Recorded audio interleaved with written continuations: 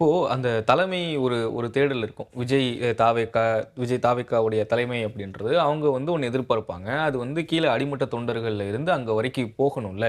அந்த இடைப்பட்ட இதுல யார் யாரெல்லாம் இருந்தா, எத்தன லேயராக அந்த டீம் ஒர்க் பண்ணுது? எப்படி தகவல் மேலேயும், மேலிருந்து கீழேயும் கடத்தப்படுது?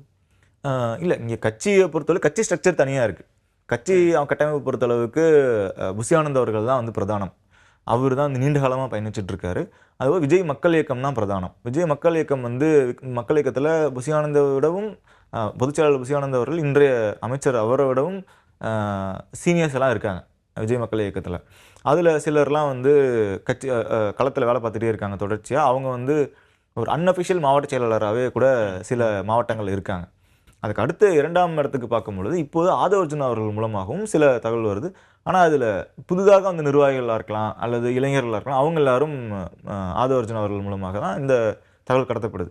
ஆனா, பெரும்பாலும் ஹார்ட்கோர் கட்சி அப்படின்றது புஷி ஆனந்த் அவர்கள் மூலமாக தான் அ தகவல்கள் ம். வந்து தலைமைக்கு கடத்தப்படும். இதுதான் குறைந்தபட்சமான இன்ஃபர்மேஷன் பாசிங் கட்சி லெவல்ல. ஆனா, இது நம்ம பார்க்குற எல்லாமே ஸ்ட்ராட்டஜி ஃபார்ம்ஸ். இவங்களுக்கு வந்து நேரடியா இவங்கலாம் ப்ரொஃபஷனல்ஸ். இவங்க இன்னைக்கு கட்சியில வேலை பார்க்கலாம். நாளைக்கு வந்து வேற மாநிலத்தில வேற ஒரு கட்சிக்கு வேலை பார்க்கலாம். அந்த மாரியான சூழல் இருக்காங்க. சிலர்லாம் பெர்மனன்ட்டாவே இப்ப வொர்க் பண்ண ஆரம்பிச்சிருக்காங்க. உதாரணத்துக்கு ஜான் ஆரோக்கியசாமி அவர்கள் வந்து இப்போ ம். தாவேகாவுக்கு பெர்மனன்ட்டாவே வொர்க் பண்றதுக்காக அரசுலயே கூட வந்து அம் ஆலோசகரா ம். அமைச்சிருக்காங்க. பொலிட்டிக்கல் அட்வைசராவே சிஎம்க்கு போட்டிருக்காங்க. ஸோ அவர் மோர் ஆர் லெஸ் பெர்மனன்ட்ன்னு சொல்லலாம். ஸோ இங்க கட்டமைப்பு என்னவா இருக்கு? இந்த ஸ்ட்ராட்டஜி ஃபார்ம் கட்டமைப்பு என்னவா இருக்குன்னா, விஓசி ம். அப்படின்ற ஒரு நிறுவனம் இருக்கு. Voice of Commons. அந்த நிறுவனத்தில வந்து கிரவுண்ட் ரிப்போர்ட் எடுக்கிறது, சர்வே எடுக்கிறது, களத்தில இருக்க கேண்டிடேட் ஸ்கவுட்டிங்கு, மாவட்ட செயலர்களோட செயல்பாடுகள் எப்படி இருக்கு? ஒரு ஒரு போராட்டம் அறிவிக்கிறாங்க. உதாரணத்துக்கு எஸ்ஐஆர் தலைவரோ ஒரு போராட்டம் அறிவிச்சிருந்தாங்க. அந்த போராட்டம் தமிழ்நாடு ஃபுல்லா அறிவிச்சுக்கிறப்போ, தமிழ்நாடு ஃபுல்லா எங்கெங்கெல்லாம் எப்படி நடந்தது? எங்க அதிக அளவுல கூட்டம் வந்தாங்க? எங்க வந்து கூட்டம் வரல? ஏன் கூட்டம் வரல? வந்த கூட்டங்கள் இயல்பாக வந்த கூட்டங்களா? அல்லது கூட்டப்பட்ட கூட்டங்களா? இப்படி ஒர்க் பண்ணி இதெல்லாமே வந்து ப்ரொஃபைல் பண்ணிக்கிட்டு இருக்காங்க. இது வந்து வாய்ஸ் ஆஃப் காமன்ஸுக்குள்ள இருக்க கபில் சாஹூக்கு கீழ இருக்க அந்த கிரவுண்ட் ரிப்போர்ட் டீம் இந்த ஒரு வேலையா பார்த்துக்கிட்டு இருக்காங்க. அதுக்கடுத்து பேரலல் அடுத்த அடுத்த லெவல் போறப்போ, ஜான் ஆரோக்கியசாமி இருக்காரு. அவர் தான் வந்து அம் அவ் எல்லாத்தையும் கட்டமைக்கிறாரு. இந்த இந்த தேர்தலுக்காக மொத்த விஷயத்தையும் அவர் தான் கட்டமைக்கிறாரு. அது பிரச்சாரங்களாகட்டும், பிரச்சாரத்தில என்ன பேசணும், எப்படி பேசணும், எவ்வளோ நேரம் பேசணும், என்ன என்ன என்ன அப்பியரன்ஸ் எப்படி இருக்கணும் கெஸ்டரு, அது ஒரு ஒரு ஃப்ரேம்ல பார்க்குறப்போ, அந்த ஃப்ரேமிங் எப்படி இருக்கணும்.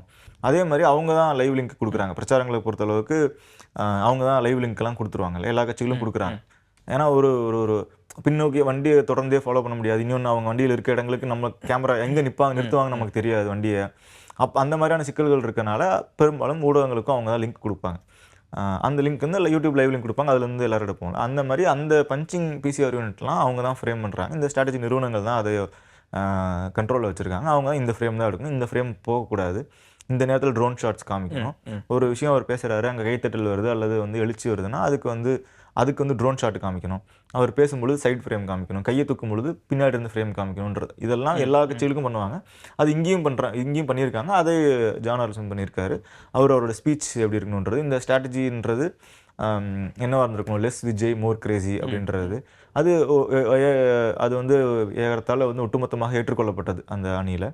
அதுக்கு அடுத்த லெவல்ல இருக்கவங்க அந்த தான் வந்து கடைசியா சில பொதுக்கூட்டங்கள் ரத்து பண்ணது எல்லாமே அது சேர்த்து எல்லாமே வந்து பொதுக்கூட்டங்கள் ரத்து பண்ணத பொறுத்தளவுக்கு, அது வந்து லெஸ் விஜய் மோர் கிரேசின்றதுக்காக அதுக்காக கிடையாது.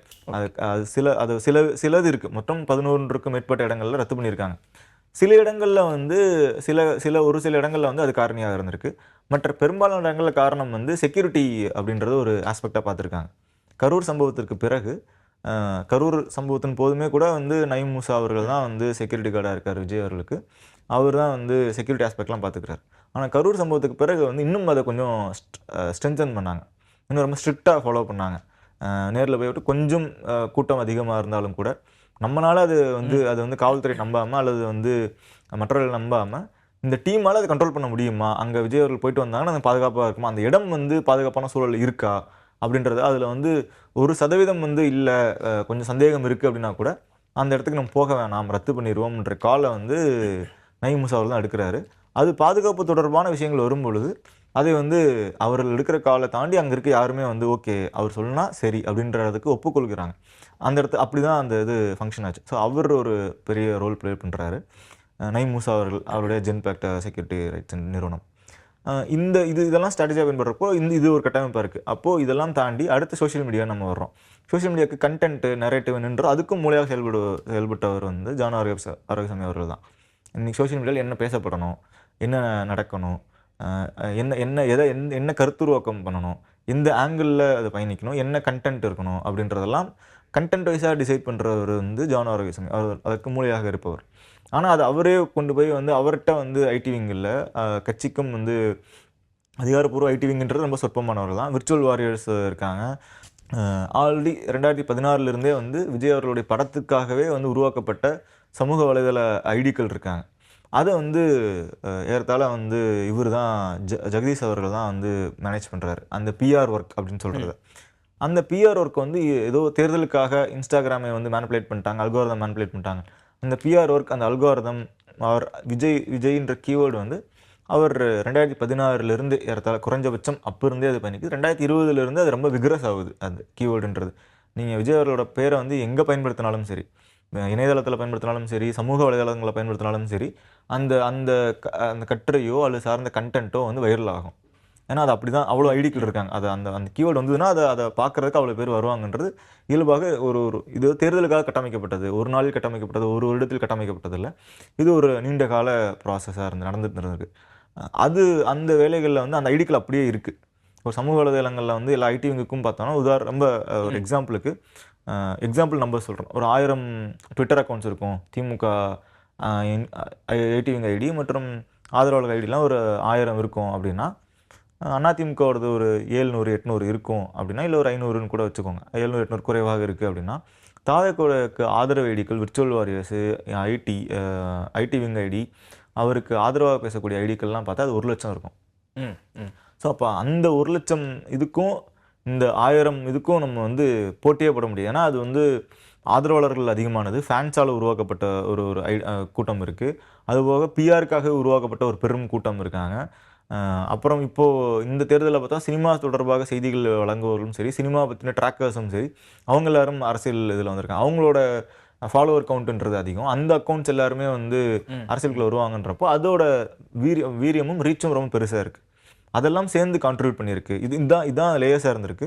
அந்த காலிங் த ஷாட்ஸ் அப்படின்றது இறுதியான முடிவெடுக்கிறது வந்து விஜய் அவர்களாக தான் இருந்திருக்கார். அவர் வந்து தொடர்ச்சியாக வந்து ஒரு அண்டர்ஸ்டாண்ட் பண்ணிட்டு இருந்த நேரங்களில் ஆலோசனைகள் எல்லாரும் பெற தான் செய்வாங்க. எல்லா தலைவர்களும் வந்து எல்லாரிடமும் ஆலோசனை பெறுவாங்க. ஒரு தலைவருக்கு வந்து அவர் ஒரு கட்சியின் தலைவராக இருப்பதாலேயே அவருக்கு எல்லாம் தெரியணும் அப்படின்றதும் இல்லை. அது விமர்சனத்துக்குள்ளாக்க வேண்டிய அவசியமும் கிடையாது. அது வந்து முன்னாள் முதல்வர்கள் தொடங்கி இந்நாள் முதல்வர் வரைக்கும் அது பொருந்தும். அப்போ ஒரு ஆலோசனை பெறும் இடங்களில் அவர் நம்ப தகுந்த ஆட்களில் வந்து இவங்கெல்லாம் இருக்காங்க அப்படின்றதான் சொல்கிறோம். அதன் அடிப்படையில் அவர் எடுக்கிற இறுதி முடிவின் அடிப்படையில் எல்லாம் செய்யப்பட்டிருக்கு.